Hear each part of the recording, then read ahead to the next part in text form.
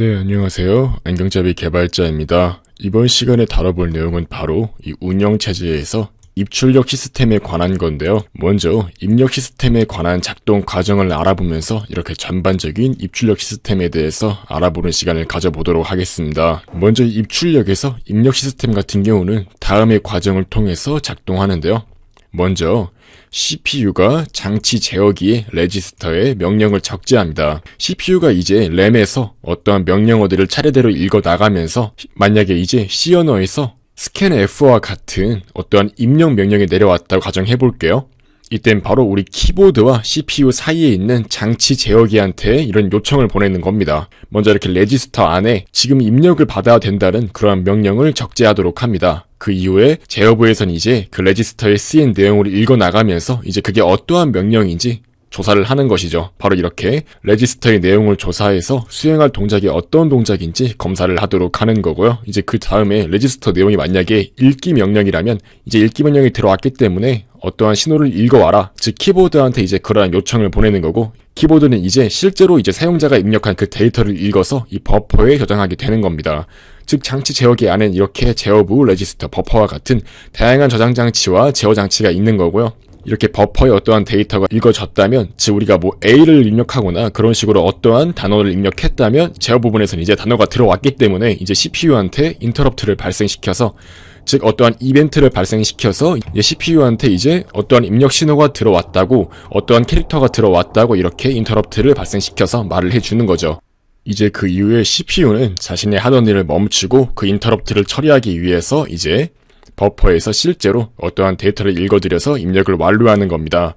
이런 식으로 인터럽트라는 거는 CPU가 어떠한 일을 현재 하고 있을 때 그 하던 일을 잠깐 관두고 이렇게 입력이나 어떠한 데이터 처리 같은 것들을 순식간에 할 수 있도록 도와주는 역할을 한다고 할 수 있죠. 아무튼 이제 이런 식으로 입력 시스템이 작동한다고 할 수가 있고요. 이렇게 인터럽트부터 이렇게 뭐 버퍼에 적재하는 이러한 다양한 기능들이 전부 다 이런 입력 시스템 안에서 작동한다고 할 수가 있습니다.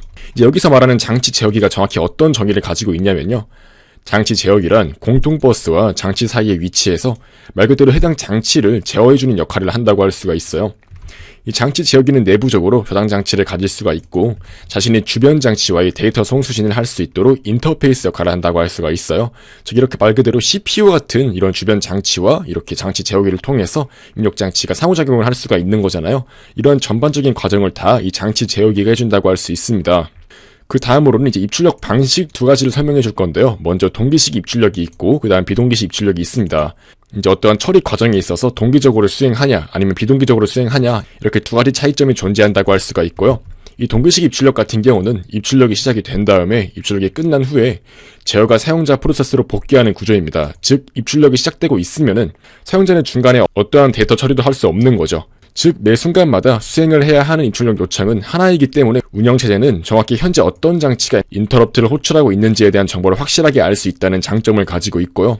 다만 여러 장치에 대한 동시 입출력이 불가능하기 때문에 각종 유용한 연산들이 병행 실행될 가능성을 완전히 배제한다고 할 수가 있죠. 즉 우리가 프로그램이 실행했을 때 어떠한 입력을 받는다고 했을 때 그 입력이 완벽하게 입력이 돼야 그 다음으로 넘어갈 수 있는 구조를 말하는 거고요. 이 비동기식 입출력 같은 경우는 입출력이 시작이 된 다음에 끝나기 전에 사용자 프로그램으로 제어가 되도록 하는 걸 말해요. 이제 CPU가 하나의 요청을 보낸 다음에 인터럽트가 돌아오기 전까지 다른 일을 계속 수행할 수 있기 때문에 다양한 장점을 가지고 있다고 할 수가 있죠. 입출력 장치별로 장치의 종류, 주소 같이 이런 다양한 정보 같은 걸 매 순간마다 저장을 해서 관리할 필요가 있는 거고요.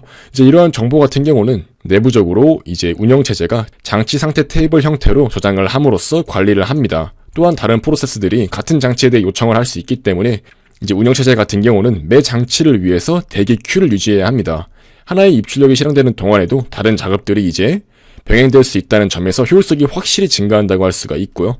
이제 이런 식으로 테이블이 있다고 했을 때 이제 뭐 레이저 프린터 같은 경우 만약에 이제 작업을 하고 있다면 이렇게 스테이터스, 즉 상태가 비지라고 뜨게 되고요. 이제 마우스 같은 장치들이 만약에 작업을 하지 않고 있다면 이렇게 상태가 아이들 상태로 들어가게 됩니다. 아이들의 의미는 말 그대로 휴식 상태라고 할 수가 있겠고요. 말 그대로 이렇게 어떠한 장치가 현재 사용이 되고 있는지에 대한 여부를 알려주고, 이제 이런 경우는 장치가 이제 자료구조 중에서 Q를 이용해서 이렇게 연결이 되어 있는 상태를 말하고요.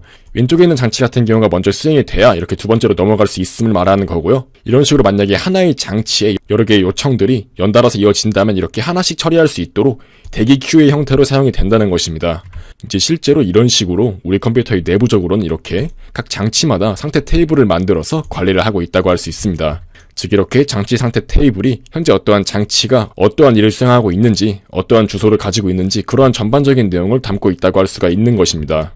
이제 그 다음으로는 DMA 구조에 대해서 알아볼 건데요. 이 DMA 방식 같은 경우는 입출력에 있어서 데이터를 낱개가 아니라 블록 단위로 전송하는 효율적인 방식 중 하나입니다. 이렇게 위에서 설명했던 것 같은 경우는 이제 기본적으로 CPU가 어떠한 입력 요청을 하게 되면은 문자 하나하나 단위로 이렇게 입력을 받고 그런 식으로 작동하는 구조였다면 이 DMA 구조 같은 경우는 데이터를 낱개가 아니라 블록 단위로 전송할 수 있게 해서 훨씬 효율적으로 운용이 가능하도록 합니다. 이러한 DMA 방식을 채택하게 되면은 한 블록 단위의 데이터 전송을 할 때는 CPU의 간섭이 없고 자체적으로 입출력 작업을 할 수 있기 때문에 훨씬 더 효율적이라고 할 수가 있어요. 따라서 이런 식으로 고속 입출력 장치를 위해서는 많이 사용이 되고 있고 기존에 발생했던 CPU와 입출력 장치의 속도 차이에서 발생하는 그러한 병목 현상을 어느 정도 개선할 수 있도록 해주는 그러한 기술로서 활용이 되고 있습니다. 이제 이런 식으로 메인 메모리가 있고 CPU가 있고 데이터를 주고받을 때 이러한 DMA 구조를 거쳐서 데이터를 블록 단위로 전송할 수 있도록 해서 처리를 하게 만드는 거죠.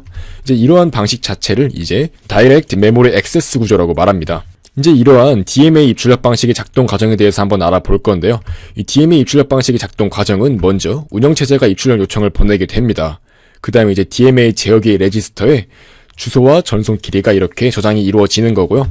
이제 어떤 주소부터 얼마나 읽어드릴지 그러한 한 블록을 정의한다고 할 수가 있습니다. 이제 DMA 제어기는 한 블록의 입출력 동작을 수행을 하고 그 시간 동안 CPU는 이제 다른 작업을 할 수가 있는 거죠. 이제 입출력 동작이 완료가 되면은 DMA 제어기는 이제 CPU에게 완료했다는 인터럽트를 보냄으로써 입출력 작업을 수행을 하는 것입니다. 이제 그런 식으로 CPU 같은 경우는 다시 이렇게 인터럽트를 받음으로써 해당 입출력이 끝났다는 것을 알게 되는 거고요. 이런 식으로 DMA 입출력 방식이 많이 활용이 되면서 속도 측면에서 많은 개선이 이루어졌다고 할 수가 있습니다. 네, 아무튼 이번 시간엔 이렇게 입출력 시스템에 대해서 알아보았고요. 이제 우리 운영체제가 이러한 입출력 시스템을 어떻게 전반적으로 관리하고 수행을 하도록 하는지 그러한 내용에 대해서 알아보는 시간을 가졌습니다.